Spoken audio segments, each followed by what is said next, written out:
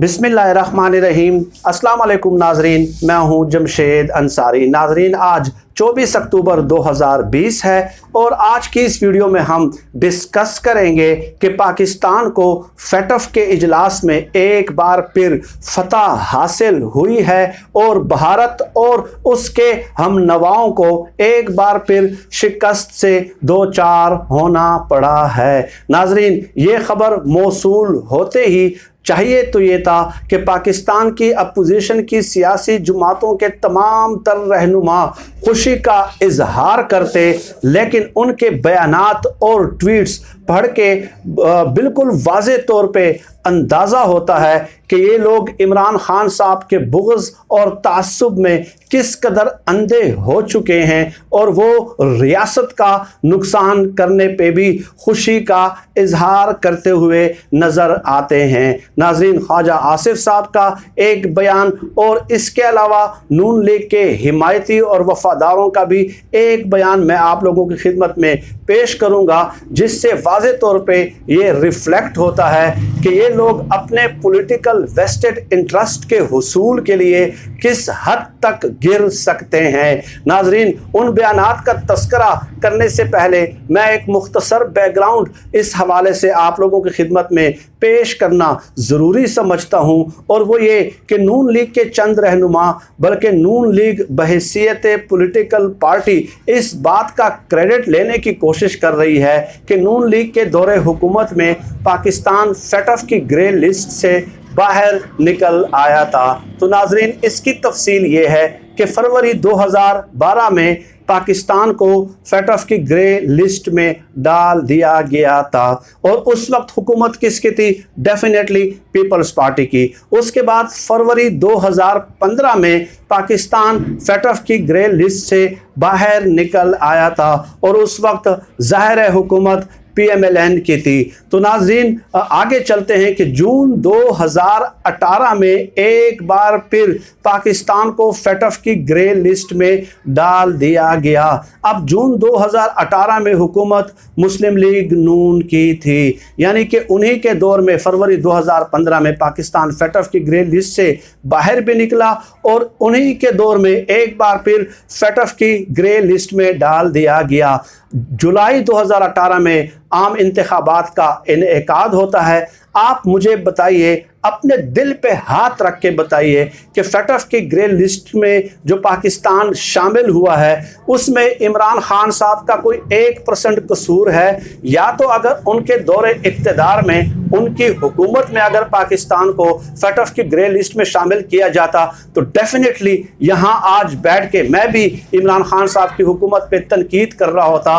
लेकिन दूसरे मसाइल की तरह ये मसला भी मौजूदा PTI की हुकूमत को विरासत में मिला है। बात हक की करनी चाहिए, उसूल की करनी चाहिए, इंसाफ की करनी चाहिए। ये जो लोग उछल रहे हैं, कूद रहे हैं और तमाम तर जिम्मेदारी मौजूदा हुकूमत पे डाल रहे हैं, तो भाई बात यह है कि इमरान खान साहब गुज़श्ता 20-30 सालों का जो गंद है वो साफ करने की कोशिश कर रहे हैं और ये मसला भी आप विरासत में उनके हवाले करके गए थे। नाजरीन, एक और बड़ी इंपॉर्टेंट बात है और वो ये कि जब ये हुकूमत इमरान खान साहब की हुकूमत इक़्तिदार में आई उस वक्त फैटफ की 5 सिफारिशात पे सिर्फ अमल हुआ था, सिर्फ 5 सिफारिशात पे।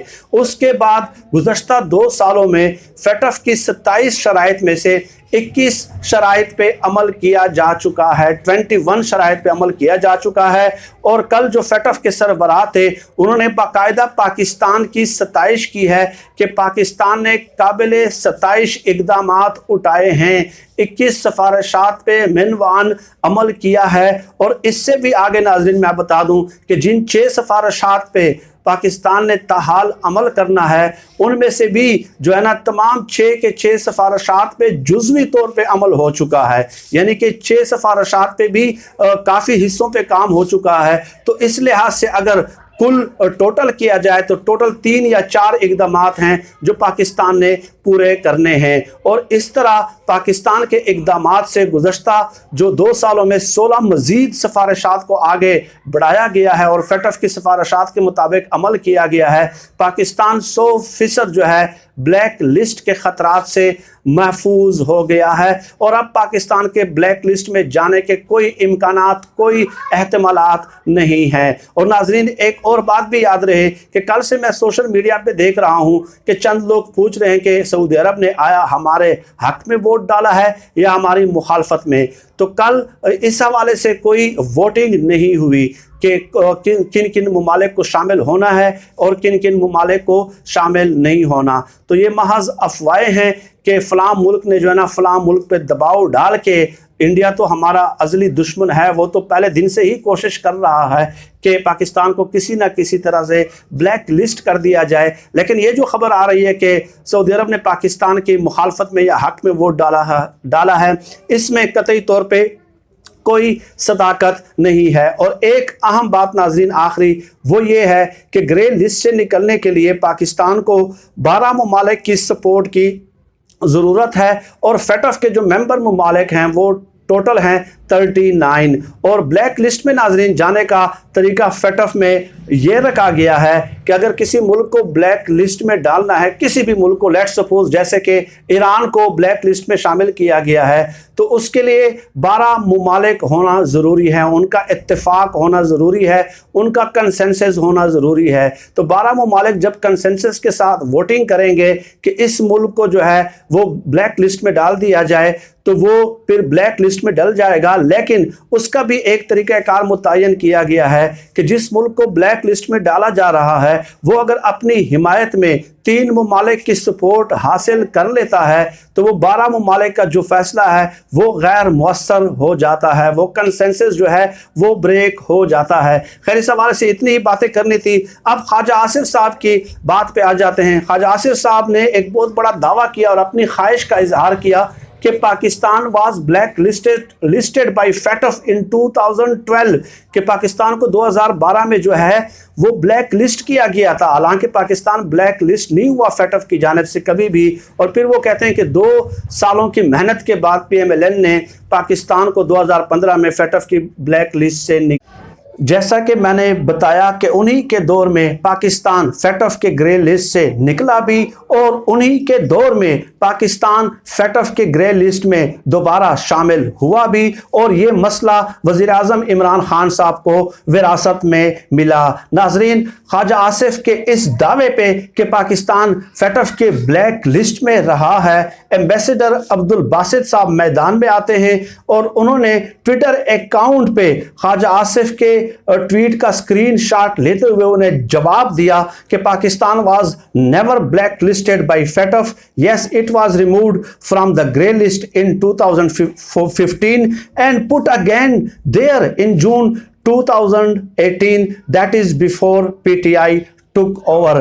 तो यही बात अब्दुल बासित साहब ने उनको जो है वो बताई कि आप इस कदर जो है ना फिक्री बददियानती से जो है वो काम ना लें। इसके अलावा एक गद्दार पाकिस्तान है हुसैन हकानी, और मसला ये है कि यहाँ पे जो रियासती इदारों पे तबर्रा पड़ते हैं और मिन्नते तरले करके बूटों में जो है ना लेट के और बूट चाट के जो है वो बैरून मुल्क फरार हो जाते हैं और वो बाहर से बैठ के फिर मुगल्लज़ात बकते रहते हैं पाकिस्तान के खिलाफ और पाकिस्तान के रियासती इदारों के खिलाफ। हुसैन हकानी ने भी यही कहा कि कुछ स्टूडेंट एक ही बार इम्तिहान पास कर लेते हैं, कुछ कई बार सप्ली लेकर किस्तों में पास होते हैं। नया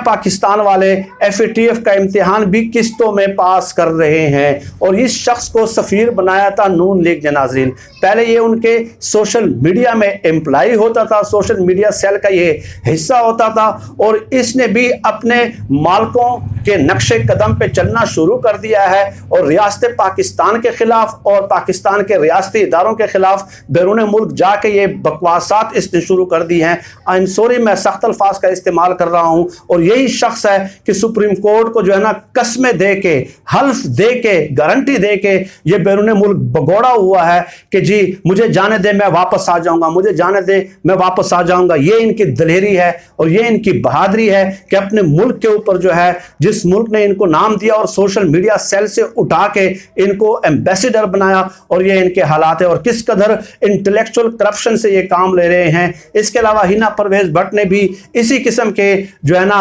ख्यालात का इजहार किया है। नाजरीन, आज की वीडियो में आप लोगों की खिदमत में इतना ही पेश करना था।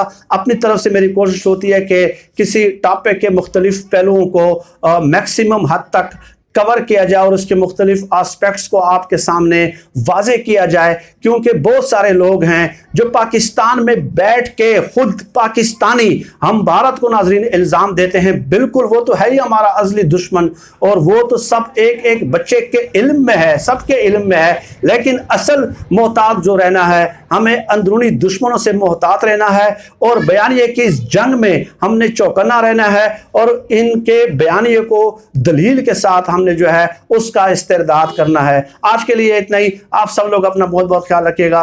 पाकिस्तान जिंदाबाद। अल्लाह हाफिज।